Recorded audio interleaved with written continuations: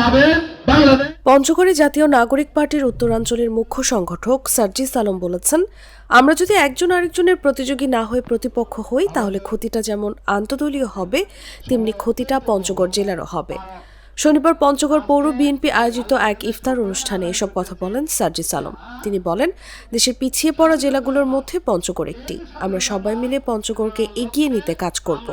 আমাদের মধ্যে রাজনৈতিক দলের যেমন ভিন্নতা রয়েছে সে অনুযায়ী মত পার্থক্য থাকবে আমাদের কথায়, কার্যক্রমে, কিন্তু এটা নতুন এমন এক জেনারেশনের বাংলাদেশ, যেই জেনারেশন এখন প্রতিবাদের বিরুদ্ধে যে কোনো সময় দাঁড়িয়ে যেতে পারে। আমরা আমাদের প্রত্যেকটি কাজের পূর্বে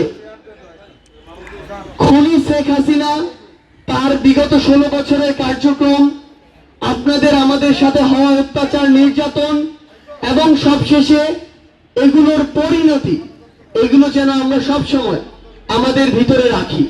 আমাদের এমনি এই তরুণ প্রজন্মের যে একটা মন থেকে প্রাণ থেকে চাওয়া নতুন একটা ডিমান্ড, সেটা আমাদের মাথায় থাকবে।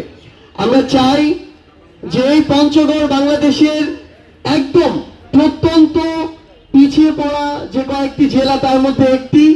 আমরা যদি ঐক্যবদ্ধভাবে এই ফোরাম কাজ করতে পারি তাহলে এই পঞ্চগড়কে আগামী কয়েক বছরের মধ্যে বাংলাদেশের সমৃদ্ধ একটি জেলা আমরা পরিণত করতে পারবো এবং আমাদের মধ্যে সেই শ্রদ্ধাবোধের সম্পর্কটুকু যেন সবসময় থাকে।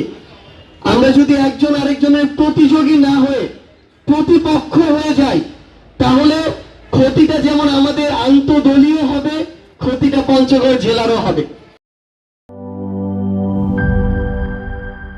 Enjoy the life, চলো উড়াই খুশি তুলে নিয়ে হাতে।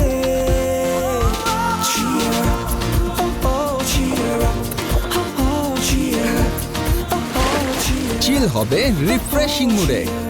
চিয়ার আপ, চলো উড়াই খুশি।